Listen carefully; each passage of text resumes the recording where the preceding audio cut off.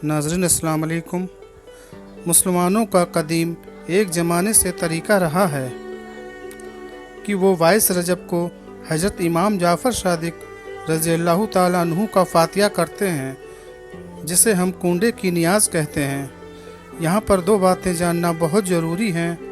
Number 1, हज़रत इमाम जाफ़र सादिक रज़ियल्लाहु ताला अन्हु कौन हैं।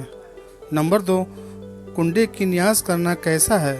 तो हम आपको बता दें कि हज़रत इमाम जाफ़र सादिक हज़रत इमाम मोहम्मद बिन बकर रज़ियल्लाहु ताला अन्हु के बड़े साहबजादे हैं। आपका नाम मुबारक जाफ़र है और कुन्यत अबू अब्दुल्लाह और अबू इस्माइल हैं और लक़ब सादिक फ़ाजिल और ताहिर है।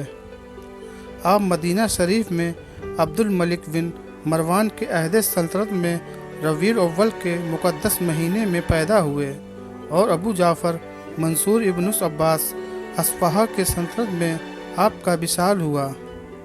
आपका मज़ार मुक़द्दस मदीना शरीफ में है। अब हम आपको एक बहुत ही प्यारा वाक़या सुनाते हैं कि एक मर्तबा वाक़या है कि एक रात खलीफा मंसूर ने अपने वज़ीर को हुक्म दिया कि जाओ और हज़रत इमाम जाफ़र सादिक को बुलाकर लाओ ताकि मैं उनको कत्ल कर सकूं।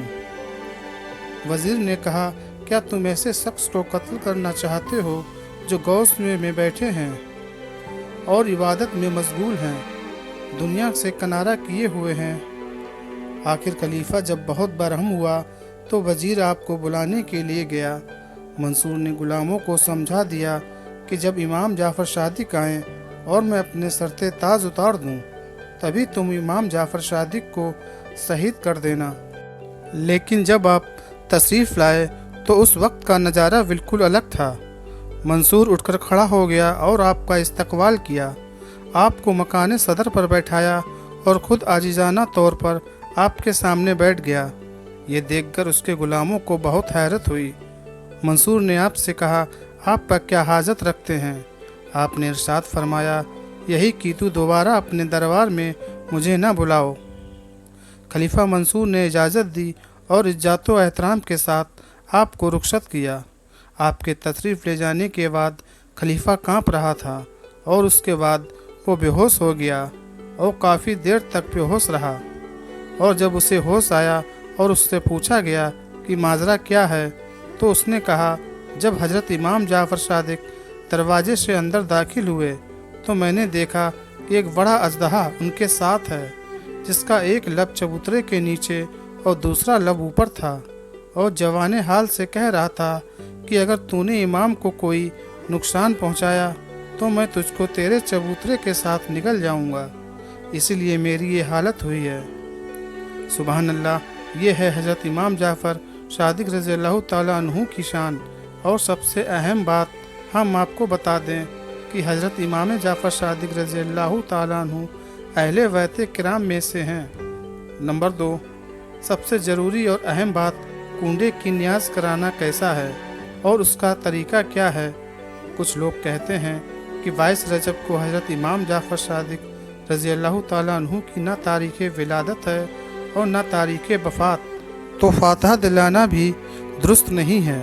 लेकिन अहले बैत के ग़ुलाम उन लोगों के बहकावे में न आएँ और मुकर्रर तारीख़ों पर इसाले सवाब और फ़ातिहा करते रहें।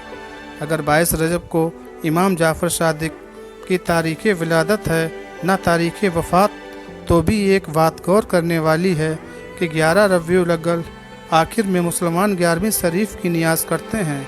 11 रबीउल आखिर हुज़ूर सैयदना सरकार गौसे आज़म रज़ियल्लाहु ताला अन्हु की न तारीख़ विलादत है और न तारीख़ विसाल, लेकिन फिर भी मुसलमानों का अमल यही है कि 11 तारीख़ को सरकार गौसे पाक रज़ियल्लाहु ताला अन्हु की नियाज़ होती है।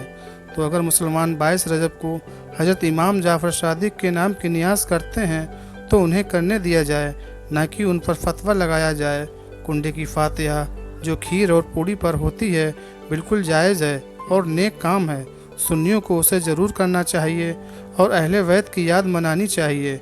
उलमाए कराम इरशाद फरमाते हैं कि 22 रजब को हज़रत इमाम जाफ़र सादिक रज़ियल्लाहु ताला अन्हु की फ़ातिहा करने से बहुत सी आने वाली मुसीबतें टल जाती हैं। अल्लाह तबारक व तआला हम सब की जायज़ मकसद को हुज़ूर सैयदना इमाम जाफ़र सादिक रज़ी अल्लाह तआला अन्हु के सदक़े में पूरा फरमाएँ।